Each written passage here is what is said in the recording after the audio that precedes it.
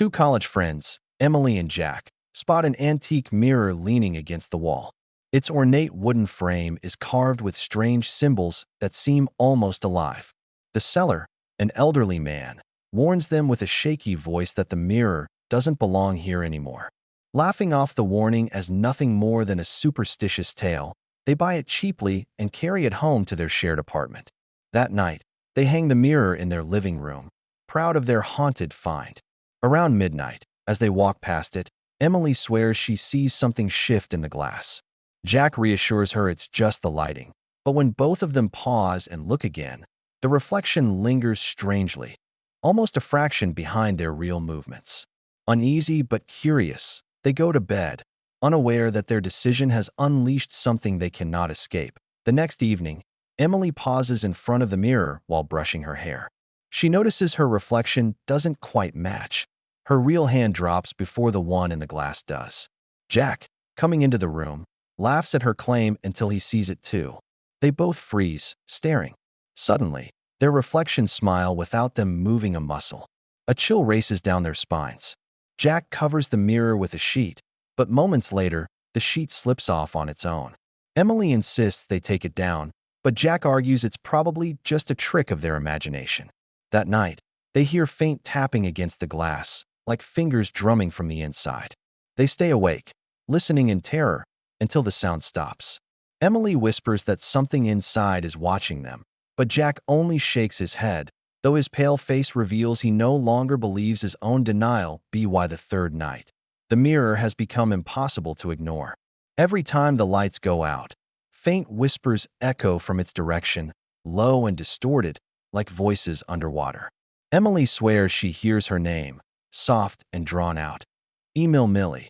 Jack insists it's the wind, though his voice shakes. When their roommate Claire walks in, she freezes, claiming she saw her dead grandmother's face staring out from the glass. Emily tries to calm her down, but the whispers intensify, louder now, filling the apartment like a hidden crowd chanting in the dark. Jack covers the mirror again, but the voices seep through the fabric as if it's not even there. When the power suddenly cuts out, plunging the apartment into darkness, all three hear their names whispered at once, this time right behind them.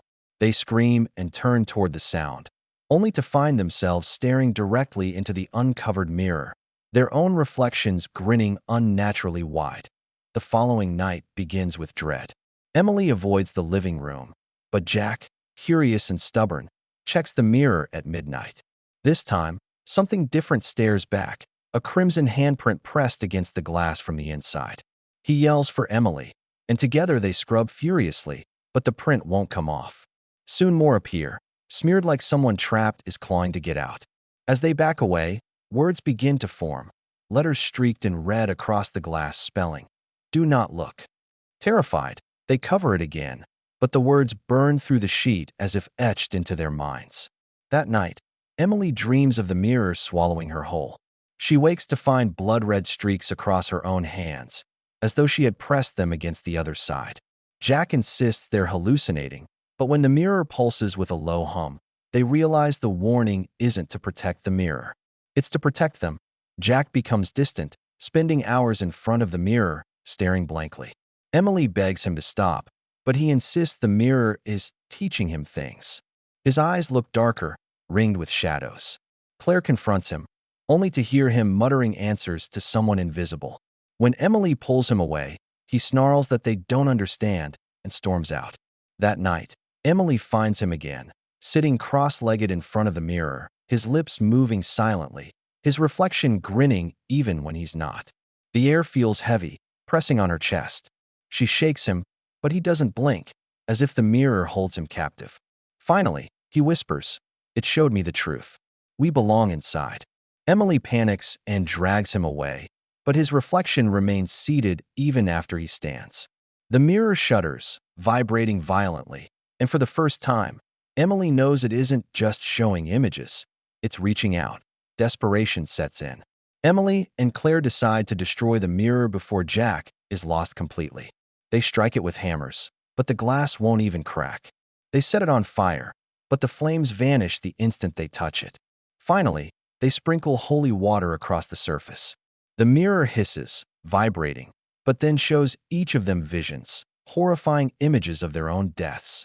Emily sees herself drowning in a bathtub. Claire sees a car crash, and Jack, who has returned to the room, sees himself hanging from the ceiling. They stumble back in horror. The mirror laughs in distorted echoes of their own voices. Emily screams at Jack to leave it alone, but he stares at his reflection with a calm smile, whispering, "It's only showing us what's coming. You can't fight destiny." The mirror grows darker, swallowing their reflections until only their pale, frightened faces remain. One night, Jack vanishes. His belongings remain, but no trace of him exists in the apartment. Emily and Claire search frantically until Claire notices something horrifying. The mirror shows Jack pounding from the inside, his hands slamming desperately against the glass. His mouth moves, screaming silently for help, but no sound escapes. Emily claws at the surface, begging him to come out, but the mirror ripples like water, unbreakable. Jack's reflection suddenly stops, eyes wide in terror, before being dragged backward into darkness. Emily collapses, sobbing, while Claire pulls her away. That night, the apartment grows freezing cold. Every reflective surface, windows, TV screens, even the shine of their phone screens, flickers with Jack's face for a split second. They realize he isn't gone. He's trapped inside the mirror's world, and now, whatever holds him wants more than just one victim. Emily and Claire, broken and desperate, drive to the woods with the mirror wrapped in black cloth. They dig a deep hole and bury it, praying this will end the nightmare. But as they walk away, they hear faint pounding beneath the soil, like someone trapped in a coffin. Days later, police find the disturbed ground while investigating a missing person case. Curious, they dig up the buried box, only to find it empty. Across the state line in New Jersey, a pawn shop owner polishes a newly delivered antique mirror, admiring its intricate carvings. As night falls, the mirror hums faintly. A customer enters, glances at it, and smiles unknowingly. The camera pans closer, revealing faint red handprints pressed from the inside. Jack's terrified face barely visible. The mirror waits patiently, its cursed reflection ready to claim new lives, continuing its endless cycle of horror across America.